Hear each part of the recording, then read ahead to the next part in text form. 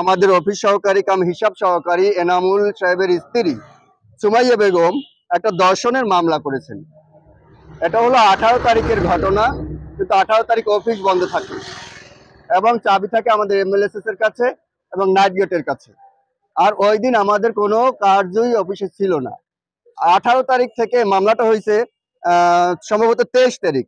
এই 23 তারিখের ভিতরে প্রায় একটা সপ্তাহ হয়েছে। এই এলাকার এমন কোনো ব্যক্তি জানে না আমাদের স্টাফ কর্মকর্তা কর্মচারীর ভিতরে আমরা এখানে আসা যাওয়া করি। এমনকি ভিকটিম যে সুমাইয়ার স্বামী, সেও কলেজে আসা যাওয়া করে। সে এখন সাময়িক বরখাস্ত থাকা সত্ত্বেও সে কলেজে আসা যাওয়া করে। সে জেলে ছিল, জেলে থেকে সে মুক্তি পায় 21 তারিখ, 21 জানুয়ারি 2025। এর ভিতরে আসার পরে আমাদের সাথে অনেক সাক্ষাৎকার হয়, আমাদের সাথে কথা হয়, অফিসের কার্যক্রম পরিচালনা করে। কেউ আমরা জানি না, হঠাৎ করে আমরা 23 তারিখে শুনি যে একটা মামলা হয়ে গেছে। আপনি আমাদের স্টুডেন্ট, আমাদের স্টাফ কর্মকর্তা কর্মচারী, এলাকাবাসী সবার কাছে নেন এটা। যদি এরকম কোনো প্রমাণ হয়, যদি প্রমাণ হয় কামরুল বনিয়ামিন সাহেব এটা করছে, তার উপযুক্ত শাস্তি তদন্তের মাধ্যমে উপযুক্ত শাস্তি হয় চাই। আর যদি প্রমাণিত না হয়, এটা যদি মিথ্যা বানোয়াট হয়ে থাকে, তদন্তের মাধ্যমে যে বা যারা এইভাবে মানুষকে হয়রানি করে তাদেরকে উপযুক্ত তদন্তের মাধ্যমে আইনের আওতায় এনে তাদেরকে উপযুক্ত বিচার করতে হবে। এমন বিচার যেন প্রত্যেকটা সমাজের মানুষ আর এইরকম মিথ্যা মামলা দেওয়ার কোনো সাহস না পায় এবং মানুষকে হয়রানি করার মতো সাহস না পায়। মোহাম্মদ এনামুল তিনি বিভিন্ন সময় বিভিন্ন অভিযোগে 7টি মিথ্যা মামলা দায়ের করছেন। অধ্যক্ষ সহ ম্যানেজিং কমিটি সহ তিনি এখানে মিথ্যা মামলা দায়ের করছেন। ইদানিং সে ইতিপূর্বে একটি মিথ্যা মামলা দায়ের করছে তার বড় ভাই কামরুল হাসান এবং তার খালাতো ভাই বনিয়ামিন। এদের বিরুদ্ধে একটি ধর্ষণের অভিযোগ আনছে, যেটা সম্পূর্ণ ভিত্তিহীন। এবং এই ধর্ষণের অভিযোগটি আনছে আমাদের কৃষি কলেজ প্রযুক্তি ইনস্টিটিউটের 1 নং কক্ষে। আমাদের এই 1 নং কক্ষের চাবি থাকে মোহাম্মদ সোহাগ গাজী এর কাছে চাবি থাকে। যে সময় ধর্ষণের অভিযোগ আনছে ওই সময়টায় এই সোহাগ গাজী এখানে মিজানুর রহমান ওরফে মিজানুর রহমান উনি এখানে এই দায়িত্বে থাকে, সেই কক্ষের দায়িত্বে প্লাস নাইট গার্ড। কিন্তু এই রকমের ঘটনা এখানে ঘটে না আমাদের জানা মতে। আমরা এর বিচার চাই। সে আমাদেরকে কখনো অবহিত করে নাই। এই বিষয়টা আমাদের শিক্ষক প্রতিনিধি অথবা ম্যানেজিং কমিটি এদের কাউকেই জানায় নাই। আমরা এই মিথ্যা মামলার বিচার চাই। দাঁড়াইছি আমার এই ছেলে কামরুল হাসান উপশুক্রকারী 10ম গ্রেডে চাকরি করে।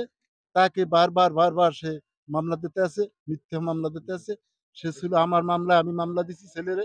মামলা দেওয়ার সে হাজত ছিল, হাজত করে যেদিন আছে আর পরদিনই আবার এই ধর্ষণের মামলাটা সে বসাইছে আমার এই ছেলের উপরে।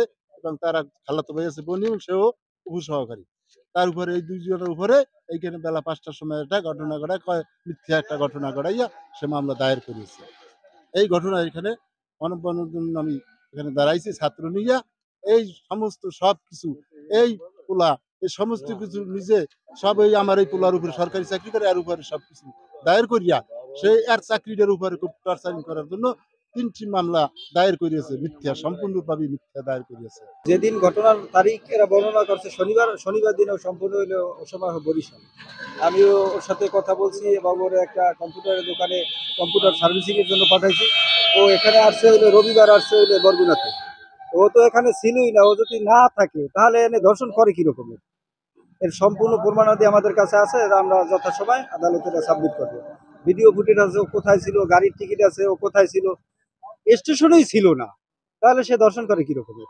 এবং কামরুল ও ছিল চাকরি যে জায়গায় করে বামনাতে ছিল, ওখানে তাদের অফিসিয়াল কাজ ছিল, রাত 11টা 12টা পর্যন্ত ওখানে ছিল। আর দর্শন হয়েছিল বলতেছে যে বিকাল 5টায় দর্শন। এখানে বসে যদি দর্শন হয় বিকাল 5টায় একটা মেইন রোডের পাশে, তাহলে অবশ্যই লোকজনে জানবে, অবশ্যই জানবে।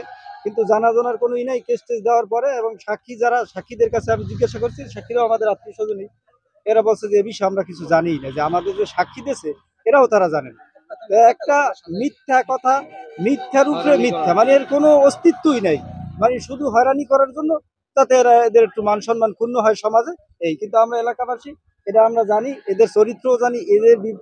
এই যে আমার যে ছোট ভাই বনিয়ামিন আর কামরুল, এদের নামে ধর্ষণ বা এই জাতীয় কোনো এখন থেকে এদের কোনো দিন এই চরিত্রে এরা ছিল না। এদের নামে কোনো আগে বাগে কোনো এদের নামে কোনো অভিযোগ কেউ কোনো দিন দিতে পারে না। বিবাহিত ছিল না, যখন অবিবাহিত তখন ছিল না। এখন প্রত্যেকের বাচ্চা হয়েছে, এরা একটা পর্যায়ে গেছে, এরা তো দুইজন কৃষি উপসহকারী, এরা দুজনে মিলে এই প্রতিষ্ঠান করছে, এদের অনেক সুনাম আছে।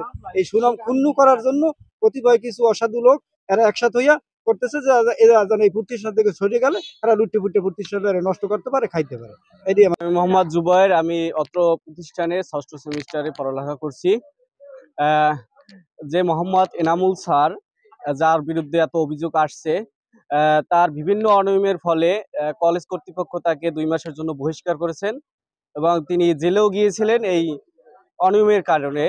এবং জেল থেকে উনি বের হয়ে ওনার ওয়াইফকে দিয়ে একটি ধর্ষণ মামলা করেছেন, মিথ্যা একটি ধর্ষণ মামলা করেছেন, যেটা বলা হয়েছে যে আমাদের কলেজের যে লাইব্রেরি আছে, লাইব্রেরির ভিত্তি এই এই যে আপনার ধর্ষণ করা হয়েছে তার স্ত্রীকে। আমরা এই মিথ্যা মামলার প্রতিবাদের জন্য আমরা আজকে এই মানববন্ধন করেছি। আপনারা হয়তো জানেন যে তার বিরুদ্ধে আরো বিভিন্ন অভিযোগ আসছে এবং এই মিথ্যা মামলা দিয়ে আমাদের যারা টিচার আছেন তাদেরকে হেনস্থা করছেন এবং আমরা যারা ছাত্রছাত্রী আছি এ জায়গায় আমাদেরকেও হয়রানির শিকার হইতে আছে। আমি এই বিষয়টার প্রতিবাদ জানাই যে আমাদের এই শিক্ষক এবং আমাদের এই ছাত্রছাত্রীদের এরকম হয়রানির মিথ্যা মামলার জন্য এরকম হয়রানি যেন শিকার যেন না হইতে হয়। আর এই জন্য আমি তীব্র প্রতিবাদ জানাই এবং যারা এর সাথে জড়িত আছে তাদের কঠিনতম কঠিন শাস্তি আমি দাবি করছি।